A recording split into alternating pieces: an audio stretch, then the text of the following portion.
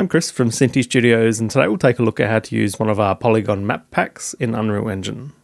To get started, we've downloaded the Polygon Shops Pack and the Shopping Plaza Map Add-on Pack, and we'll extract these zip files.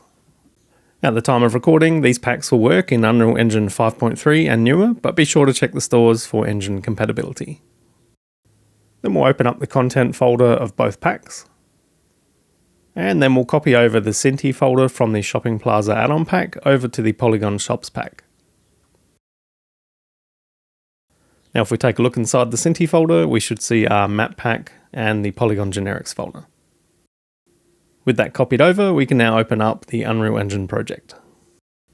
So we have the original Polygon Shops pack working, and then we'll find the add-on pack that we've just copied over inside the Synty folder. Then we can open up the included demo map and everything will work as expected.